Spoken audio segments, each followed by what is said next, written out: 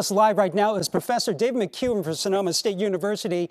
So what should we be looking for over the next 2 weeks as we kind of are into that final home stretch? Okay, there's going to be this deluge of polls, so everybody kind of just pause there. You're going to have poll after poll after poll, and what to make of the tea leaves and where things are going. But really, beginning about Thursday, both campaigns turn to what's called GOTV, or get out the vote. They'll be doing their voter contact. They've profiled their voters. They know what voters they have to reach. The Harris people, for example, knew this race would be close at this point.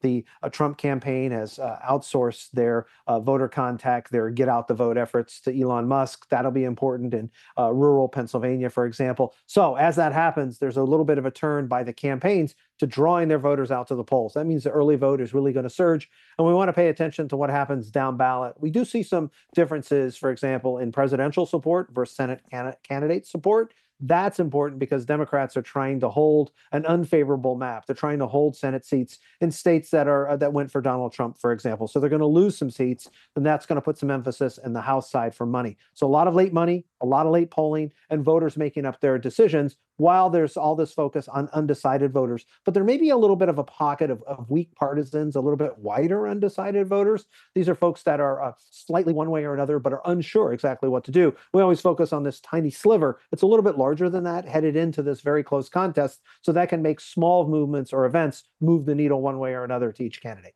It seems like both sides are so polarizing. Are there truly that many undecided voters? Yeah, I mean, look, there's negative partisans, there's heavy partisans. These are folks who vote against the other side because of who they are. These are folks who know where they stand on certain issues. But then there's a group of like weak partisans. And let me give you an example. Weak partisans would be, for example, working class voters, men and women. There's some big differences there.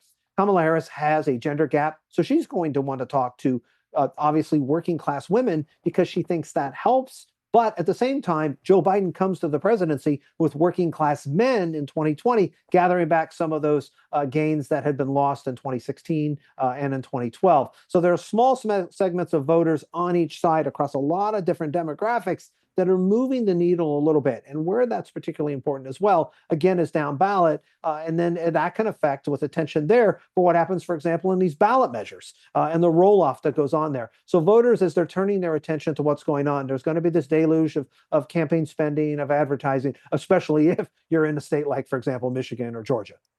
Well, former President Trump taking aim at one of his favorite punching bags today, of course, the city of San Francisco. Let's take a listen. She destroyed probably, that's Harris. She destroyed probably the best, maybe the best city in the world. I mean, San Francisco was one of the greatest cities. It's almost unlivable now with the crime and all of the things that are happening. Okay, so we're going to see more frequent attacks like this in the next few weeks. And is that a good campaign strategy? Well, it's a good campaign strategy in the sense if you want to divide and bring out, for example, some of that, the union rank and file. That's an important element here.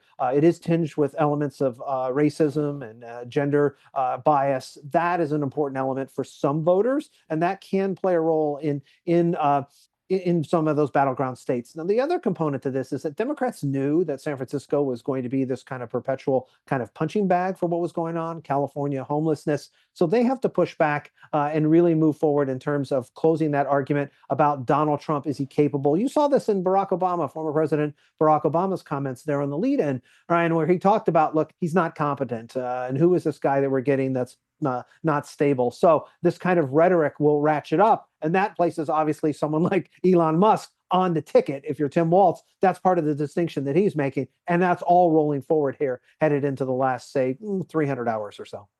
Okay, only 2 weeks away. Professor Dave McCuan from Sonoma State, thanks for joining us. See you soon.